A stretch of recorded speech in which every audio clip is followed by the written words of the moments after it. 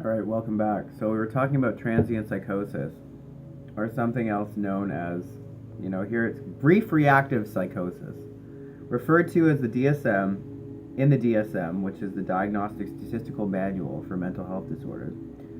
A brief psychotic disorder with marked stressors is a psychiatric term for psychosis which can be triggered by an extremely stressful event in the life of an individual. So, for me, transient psychosis is caused by things that trigger me. Um, and in the case of borderline personality disorder, that part that I talked about, where we talked about a persistent fear of abandonment and rejection, including extreme emotional reactions to real or even perceived abandonment.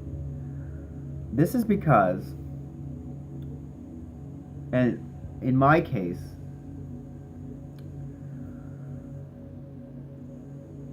there were parts of me that were abandoned. And maybe this is what the case was for you as well. Abandonment can be anything from literal abandonment to emotional abandonment.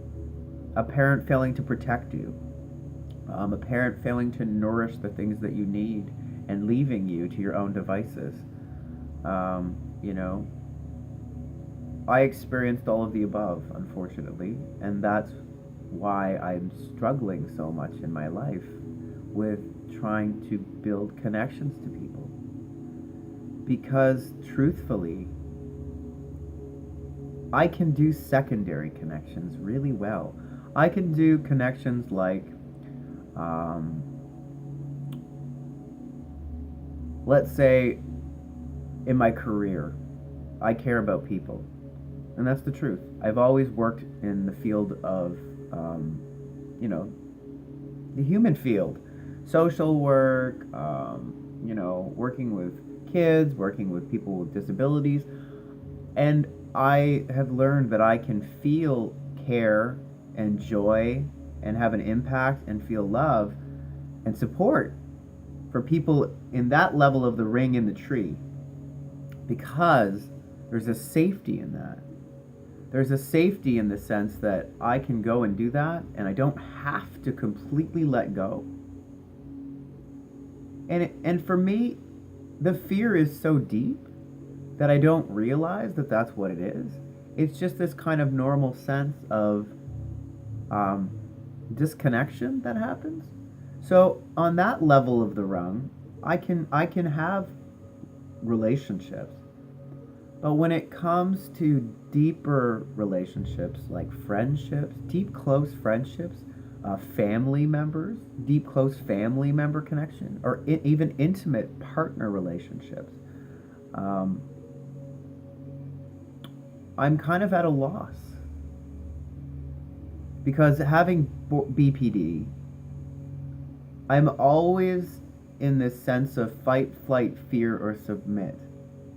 I don't trust people because my early experience developing in my brain as a child was so volatile and unpredictable, and my parental guardians either loved me or despised me. We talked about this, um, you know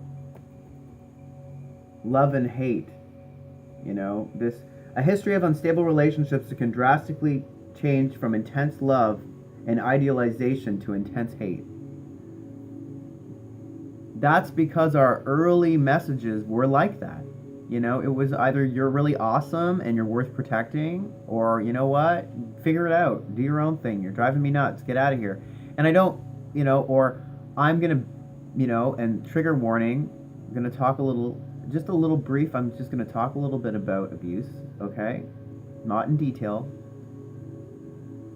You could be, physically abused by your parents and then totally taken out to McDonald's for a hamburger.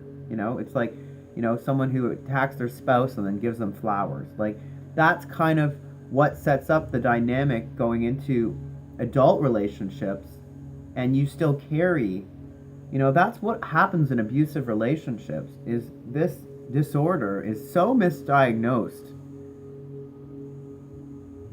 because of the stigma. people don't want to have it, you know? And psychiatrists and psychologists, things are changing. Whoa, that's me with my tech support.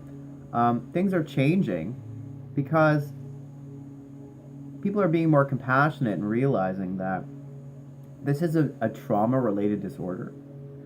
You know, and in the media, it's often portrayed as pretty terrible and volatile. Like that movie Fatal Attraction with Glenn Close was a borderline person. She had borderline personality disorder. The woman Alex in that movie, and you know what? Some of her symptoms were extremely BPD, but the level of intensity. There was something else going on with Miss Alex because that is extreme. But the pain and suffering that she felt, that intense feeling of rejection and abandonment, that is a real feeling for those of us who struggle with BPD or personality disorders overall, is a sense of fear, a deep-rooted fear of abandonment, because we probably have been abandoned. And that's a fact. And that has a profound effect on the way that you relate to your environment, and in the way that you relate to others, and in the way that you relate to yourself. So be patient and compassionate with yourself. You know, strong feelings of anxiety, worry, and depression. Intense, highly changeable moods that can last for several days or just a few hours.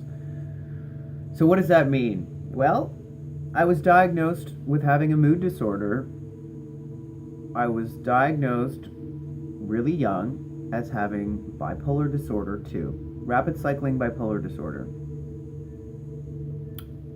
Despite the fact that I didn't ever experience mania.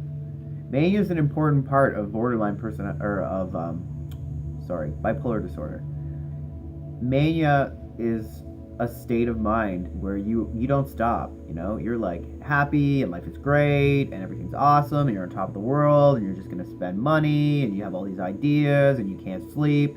And I don't mean like, you know, like you can't sleep. I mean like it's a noticeable change when you're in, you know, mania, full-blown mania. And I mean there is something called hypomania, which is a step down from mania, which is a little bit harder to recognize sometimes. It's like a bit of a tuned down state of mania. But I had never even experienced hypomania. So, but because I had highly changeable moods that can last for, you know, sometimes something would happen that I'd misunderstand. And it would throw me off.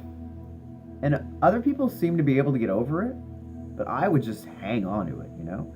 I would hang on to it and hang on to it and obsess about it and go over it and go over it and go over it. And it could be something that happened at like 10 in the morning. And sometimes by like, you know, 10 in the evening, I'd still be like, you know what?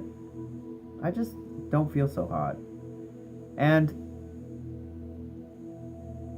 I found that my feelings were locked into motion for longer than other people's feelings. So it made it very difficult for me to have relationships. And I've had a history of unstable relationships. And maybe you have too.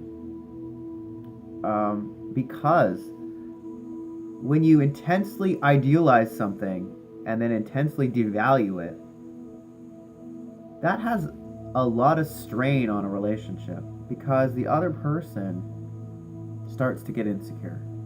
The other person starts to wonder, why does it seem like I can do no wrong one minute, and in the next minute this person doesn't want to get close to me, has decided that they don't want to be in a relationship with me, but at the same time they want to have a relationship with me, but there's this as soon as things get too close, or as soon as things seem to be going somewhere good, it's almost like they sabotage everything. Here's the thing, we do sabotage everything sometimes because we're so scared, because this disorder comes from a really unhappy place, right? It comes from trauma. So